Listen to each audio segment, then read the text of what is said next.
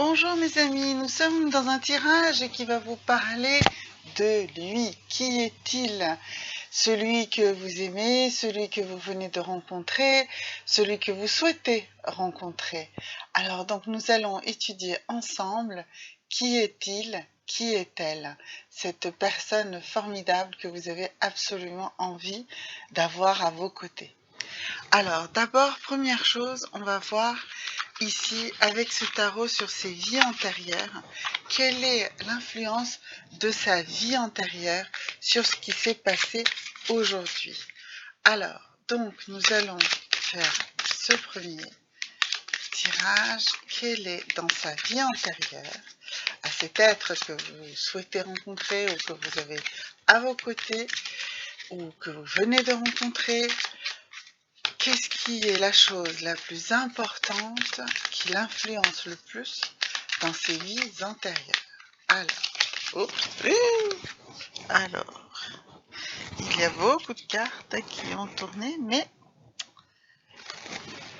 celle qui est la plus remarquable pour cette personne, c'est ici le fait que c'était quelqu'un qui était un scribe ou quelqu'un qui écrivait beaucoup. Alors, ça veut dire quoi, quelqu'un qui était un scribe ou quelqu'un qui est un écrivain? Ça veut dire que c'était quelqu'un chez qui l'expression passe par l'écrit. Donc, c'est peut-être pas quelqu'un qui va énormément parler, qui va avoir du mal à formuler ses phrases sans les avoir travaillées à l'écrit avant. Donc, c'est peut-être quelqu'un qui, du coup, donne une impression d'une personne un peu renfermée. Mais si vous lui donnez l'occasion de s'exprimer par écrit, ce sera plus facile. C'est aussi quelqu'un qui respecte ce qui est écrit. Ça veut dire que c'est quelqu'un avec qui il faut communiquer également par écrit. Il faut lui écrire. Il faut lui écrire sous plein de formes différentes, aussi bien sous la vision d'une lettre, sous la vision comment dirais-je, d'un SMS tout simplement, mais aussi et beaucoup par des petits mots, par des petites attentions écrites. Voilà, donc c'est quelqu'un qui respecte et qui communique beaucoup par l'écrit. Voilà, donc ça c'est une première chose. Deuxième chose, comme c'était quelqu'un qui était scribe, ça veut dire que c'est quelqu'un qui aime bien écouter et noter. D'accord? Donc ça veut dire que quand vous allez communiquer avec lui, eh bien, vous pouvez lui dire, écoute, est-ce que tu peux noter? Est-ce que tu peux prendre note de ce que je te dis? Ça veut dire que si vous avez besoin de lui demander de faire quelque chose, vaut mieux lui demander de le noter. D'accord? De faire une to-do list, par exemple. Ce genre de choses. Voilà. Donc, tout ce qui est écrit, tout ce qui est écrire de lui-même et tout ce qui est recevoir le message par l'écrit. C'est quelque chose de très important pour cette personne. Donc ça vient de ses vies antérieures. Alors maintenant, on va voir ici avec cette carte des valeurs, quelles sont ces 3 valeurs les plus importantes à cette personne.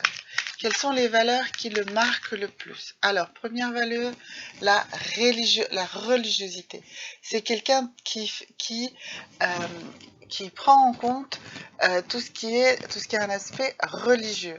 Alors, ça ne veut pas forcément dire que c'est quelqu'un qui est extrémiste ou qui est vraiment ancré dans une religion. Ça veut dire aussi que c'est quelqu'un qui est ouvert aussi au respect et à la connaissance d'autres religions. Donc, mais ça veut dire que tout ce qui est un aspect religieux, tout ce qui est un aspect spirituel, tout ce qui a des aspirations supérieures dans un cadre religieux est quelque chose de très important. Ça va effectivement également avec son côté scribe et écrivain, et ce que je vous disais, c'est-à-dire son côté respect de la lettre écrite, parce que la majorité des religions reposent sur des écrits, sur des livres religieux, donc c'est quelque chose qui lui importe énormément. D'accord? Donc la religiosité. Ça, c'est quelque chose qui lui importe énormément. Ensuite, une deuxième valeur qui est vitale pour cette personne, donc cette personne qui est celle que vous aimez, celle que vous allez aimer, la rencontre que vous êtes en train de faire. Il faut que vous compreniez, hein, même si c'est quelqu'un que vous... ça ne veut pas forcément dire que cette personne vous convient. C'est la personne sur laquelle vous avez décidé que vous étiez amoureux, amoureux ou amoureuse. Voilà, donc c'est pour comprendre, pour le comprendre, d'accord? C'est pour le comprendre. Alors, deuxième valeur, l'égalité. C'est quelqu'un qui est beaucoup dans tout ce qui concerne l'égalité. Alors, l'égalité sociale, l'égalité dans les sexes, l'égalité en général, d'accord? L'égalité, c'est une chose devant laquelle il s'incline. C'est quelque chose qui lui importe énormément, d'accord? C'est quelque chose aussi qui exprime une certaine forme de bonté chez cette personne. Voilà. Donc l'égalité est une valeur très importante aussi pour cette personne. Voilà. Alors, et une troisième valeur de cette personne qui doit se décrire là devant vous. Et alors, une troisième valeur pour cette personne. Oups, voilà, bah écoutez, c'est le pouvoir. Alors, c'est quelqu'un qui compte énormément sur le pouvoir, qui croit au pouvoir du gouvernement, qui donc du coup respecte beaucoup tout ce qui est règlement, loi. Voilà, donc ça va également, forcément avec cette histoire, on a vu de la lettre écrite, c'est évident que ce sont des caractéristiques qui vont avec tout ce qui provient de ses vies antérieures. Donc, on a vu sa vie antérieure, on a vu ces trois valeurs les plus capitales. Maintenant, nous allons voir comment cette personne voit l'amour, d'accord? On va voir quelle est sa dominante dans une relation amoureuse, dans une relation sentimentale. Alors, sa dominante dans une relation amoureuse, une dominance sentimentale. Voilà. Alors, donc il cherche l'âme sœur. Voilà. Donc c'est quelqu'un d'assez absolu. C'est quelqu'un...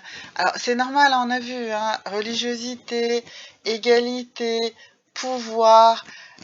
Il croit en la chose écrite. Donc que ce soit quelqu'un qui recherche systématiquement l'âme sœur, c'est évident. Faites attention avec ces personnes parce qu'elles ont tendance à être du coup fusionnelles. Et la fusion, c'est pas ce qui est le plus fondamental dans une relation. J'en parle très souvent du fait qu'il ne faut pas... Alors, c'est quelqu'un qui va s'engager très fort. Donc, faites attention parce qu'il va y avoir un mélange d'engagement, d'attachement, un mélange de beaucoup de choses. Puisqu'il cherche l'âme sœur, il veut de l'absolu. Voilà, faites attention à ça. Essayez de comprendre à quel moment vous restez vous-même dans cette histoire. Parce que c'est très très important, d'accord? Il faut absolument que vous restiez vous-même dans cette histoire. Donc faites attention à une personne qui cherche comme ça un absolu qui est l'âme sœur. Ça peut être un peu dangereux. Et puis on va voir une dernière carte ici sur cette personne qui va nous donner une sorte de clé sur son caractère, sur sa façon de voir la vie. Donc ici c'est l'oracle des ombres et de la lumière. C'est un oracle que j'aime beaucoup et donc on va voir ce que cet oracle va nous dire sur qui il est, une clé supplémentaire. Alors celle-ci, c'est quelqu'un, donc ça nous parle de la mort et de la jeune femme. Et donc, voilà, ça renforce ce côté d'une personne qui veut traverser les limites, qui veut vraiment être au-delà de ce qui est le monde, au-delà, qui veut une liaison sur tous les plans, très fusionnelle, très très voilà, par-delà la vie, la mort. Donc faites vraiment très très attention, hein. Faites attention à ces particularités-là que vous n'allez pas forcément voir tout de suite, que vous allez très probablement d'abord vouloir interpréter plutôt comme de la passion, mais ça peut virer à l'orage, ça peut virer à quelqu'un qui va vous faire du mal parce qu'il va vouloir vous absorber, vous complètement vous boire. Donc vraiment, faites attention. Si vous êtes en train de regarder ce tirage de Qui est-il, je vais en faire d'autres, mais si vous êtes tombé sur celui-là, alors vraiment faites attention parce que c'est vraiment pas une personne euh, équilibrée. C'est quelqu'un qui est trop dans l'envie de la fusion et donc ça va faire des ravages.